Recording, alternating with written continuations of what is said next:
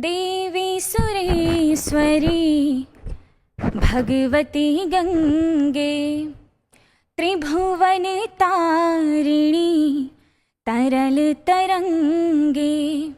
देवी सुरेश्वरी भगवती गंगे त्रिभुवन तारिणी तरल तरंगे।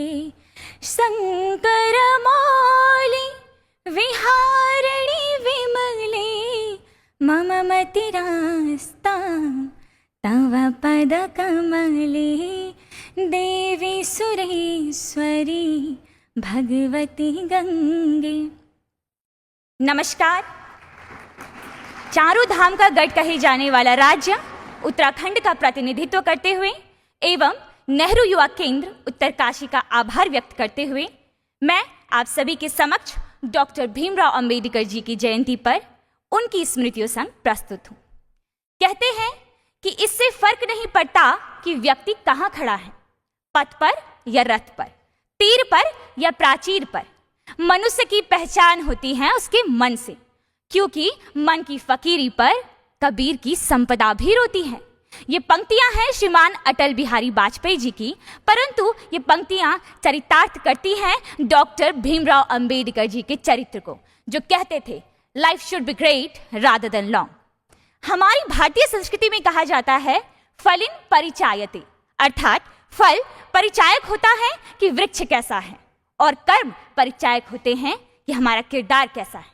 मध्य प्रदेश के इंदौर जिले के महू नगर में एक ऐसे व्यक्तित्व ने जन्म लिया जिस व्यक्तित्व ने स्व की परिधि को लांघकर पर के लिए कार्य किया।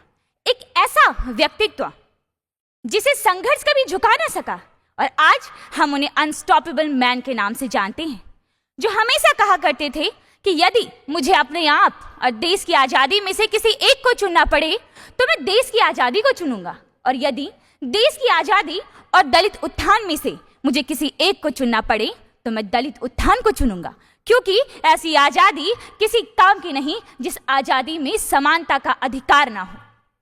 ऐसे देवतुल्य स्वतंत्र भारत के प्रथम न्याय मंत्री एवं संविधान सभा के जनक डॉक्टर भीमराव अंबेडकर जी की जयंती पर आप सभी को हार्दिक बधाई। यदि बात बाबा साहिब के बचपन की जाए तो उनका बचपन कई यातनाओं में बीता, परंतु तब भी उन्होंने अपनी शिक्षा को नहीं त्यागा, क्योंकि उनका मानना था कि शिक्षा उस शेरनी का दूध है जो पिएगा वही दहाड़ेगा। इसी सोच के चलते उन्हें लंदन स्कूल ऑफ इकोनॉमिक्स से डॉक्टर ऑफ ऑल साइंस की डॉक्टरेट भी प्राप्त हुई। बाबा साहेब कहा करते थे that cultivation of mind is the ultimate aim of human existence. यह कथन उनकी बुद्धि की स्थिरता को बताता है। मान्यवर, अब विचार कीजिए कि जिस व्यक्ति के साथ बचपन से ही अमानवीय व्यवहार होता आया, उन्होंने तब भी अपने मन में कभी भी नफरत को नहीं पनपने दिया। उनका मानना था कि नफरत एक कमजोर दिमाग का खेल है। वे अंत तक एकता व भाईचारे की बात करते रहे। वे कहते रहे we are Indians firstly and